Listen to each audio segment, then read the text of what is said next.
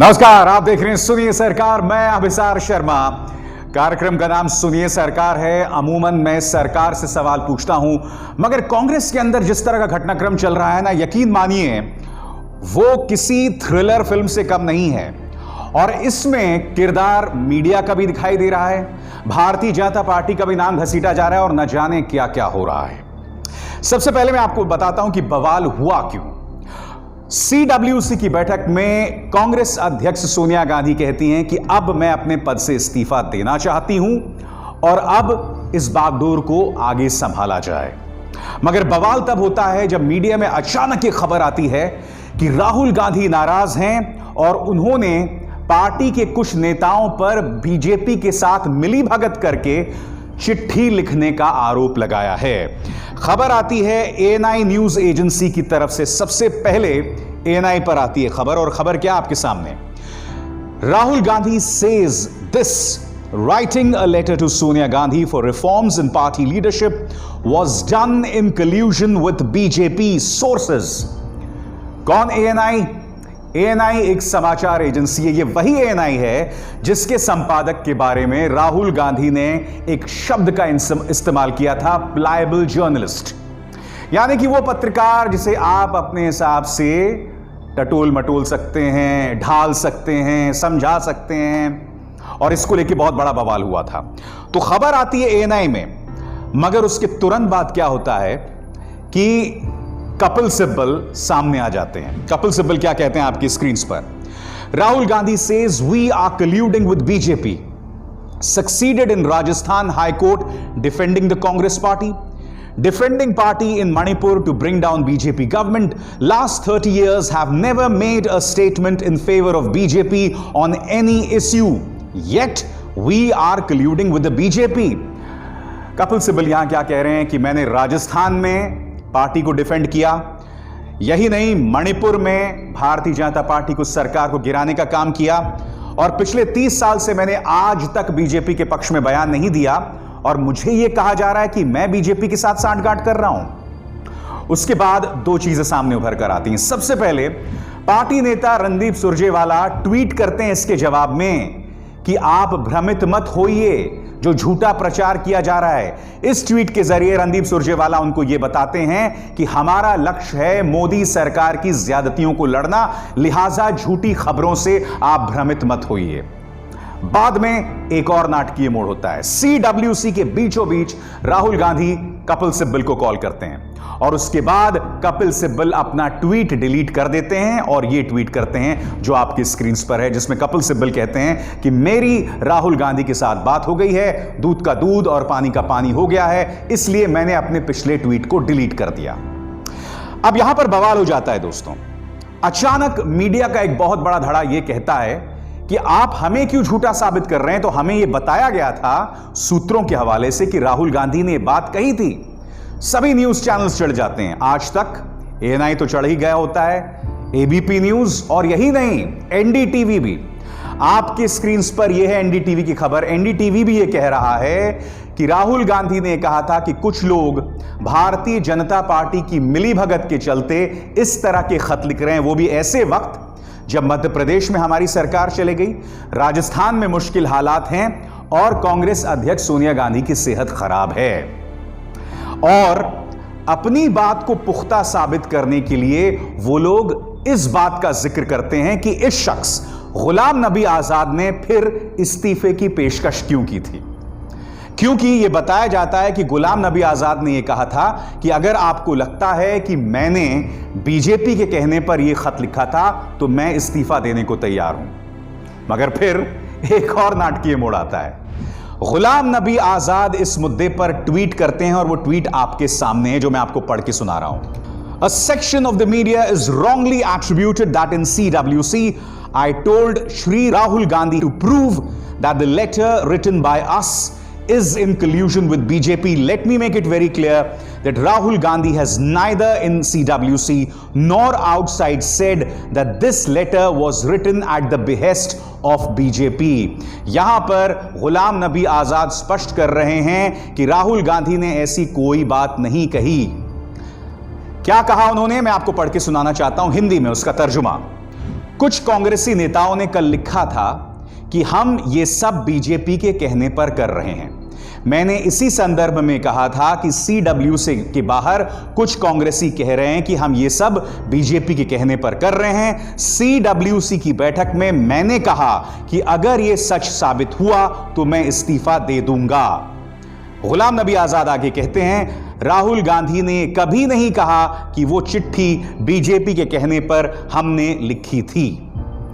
तो सवाल ये कि आखिर कांग्रेस का वो कौन नेता था जिसने ये बात कही थी कि कुछ लोग बीजेपी के कहने पर ये चिट्ठी लिख रहे हैं कांग्रेस के। आपके स्क्रीन पर ये है कुमारी शैलजा, हरियाणा से कांग्रेस की नेता, और उन्होंने क्या लिखा है मैं आपको पढ़ के सुनाना चाहूंगा। आज मीडिया के माध्यम से ऐसी खबरें आ रही हैं कि पार्टी के भीतर कुछ नेताओं द्वारा शीर्ष नेतृत्व की कार्य प्रणाली पर प्रश्न उठाए जा रहे हैं। इससे यह प्रतीत होता है कि ये लोग भाजपा के कांग्रेस पार्टी को कमजोर करने के षड्यंत्र में संलिप्त हैं। तो कहीं ना कहीं गुलाम नबी आजाद इस बात का जिक्र कर रहे थे। वो किसी भी सूरत में राहुल गांधी का जिक्र नहीं कर रहे थे। उनकी नाराजगी कुमारी शैलजा से थी। आज मेरे 2-3 सवाल। सबसे पहला सवाल है मेरा कपिल सिब्बल से। कपिल सिब्बल साहब ने आओ देखा ना ताओ, मीडिया में खबर आई और उन्होंने भड़ास निकाल दी। यह क्या साबित करता है?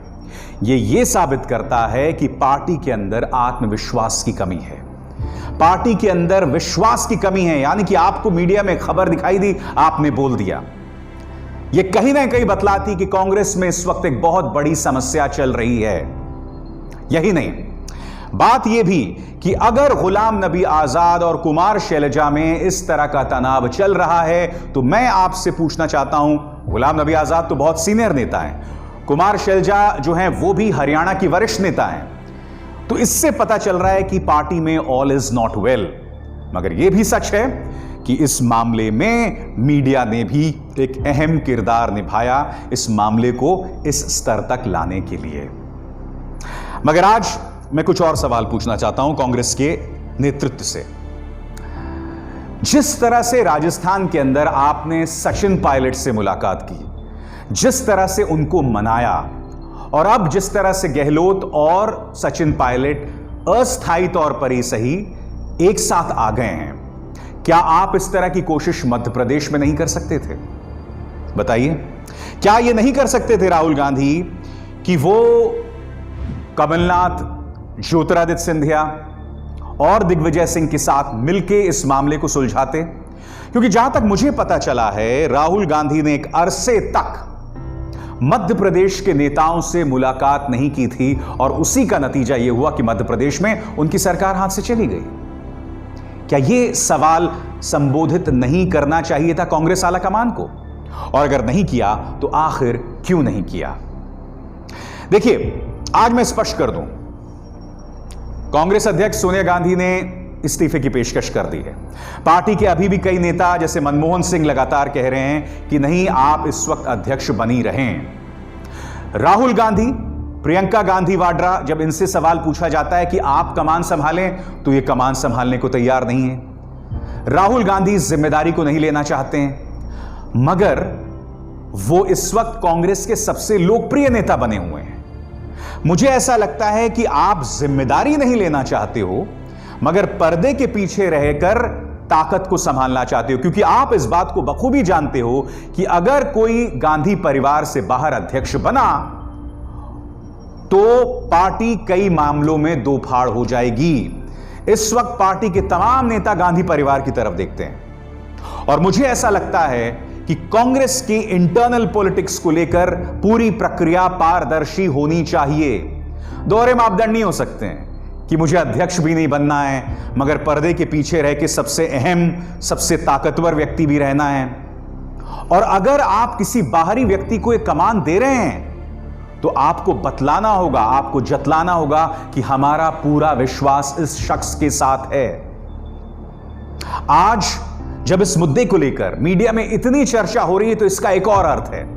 इसका अर्थ यह है कि भारतीय जनता पार्टी चाहे जितने भी दावे कर ले कांग्रेस मुक्त भारत के, कांग्रेस का औचित्य, कांग्रेस का रेलेवेंस अब भी बना हुआ है।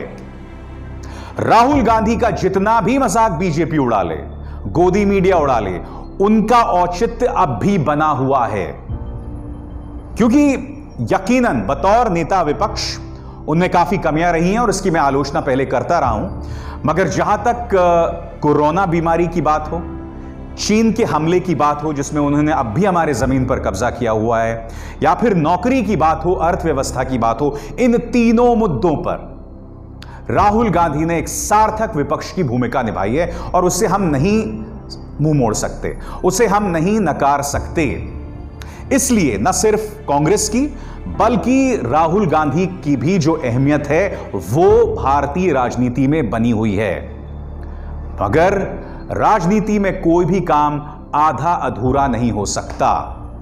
कांग्रेस ये नहीं कर सकती, जैसे मैंने कहा ना, कांग्रेस के बड़े बड़े नेता, खासकर गांधी फैमिली, ये नहीं कर सकती कि पर्दे के पीछे भी बने रहें और जिम्मेदारी भी ना लें। अगर आपको लगता है कि आपकी जिम्मेदारी लेने से पार्टी दोफाड़ नहीं होगी, अगर आपको लगता है कि आपकी जिम्मेदारी लेने से एक सार्थक विपक्ष देश को मिल सकता है, तो यह किरदार आपको लेना होगा। जी हां, दोहरी बातें नहीं हो सकती सियासत में, सीखना होगा आपको। कहीं ना कहीं भारतीय जनता पार्टी इस वक्त किस तरह से बनी हुई है। हालांकि यह बात भी सच है कि भारतीय जनता पार्टी में अगर इस तरह का एक आए तो उसकी सिर्फ एक वजह है। वो वजह ये, यानी कि जेपी नड्डा नहीं है, अमित शाह भी नहीं है, वो वजह सिर्फ एक है और वो है देश के सबसे करिश्माई नेता प्रधानमंत्री नरेंद्र मोदी। और जिस दिन प्रधानमंत्री नरेंद्र मोदी सियासत से रिटायर हुए, यकीन मानिए भारतीय जनता पार्टी के अंदर ऐसा भूचाल आएगा कि कांग्रेस में जो इस वक्त चल रहा है ना, वो उसके सामने फीका साबित होने वाला है। बहुत बड़ा भूचाल आएगा उस वक्त, और मेरे इन शब्दों को याद रखिएगा। खैर, सुनिए सरकार में बस इतना ही।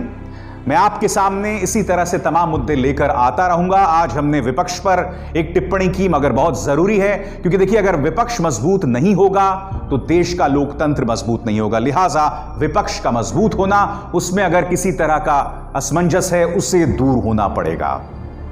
अभिसार शर्मा को दीजिए इजाजत। नमस्कार। अब खबरें पाइए सबसे पहले हमारे मोबाइल न्यूज एप्लीकेशन पर। एंड्रॉइड या iOS प्लेटफॉर्म पर जाइए, HW न्यूज नेटवर्क को सर्च कीजिए, डाउनलोड कीजिए और अपनी सुविधानुसार भाषा का चयन कीजिए। खबरों की भीड़ में अपने काम की खबर पाते रहिए।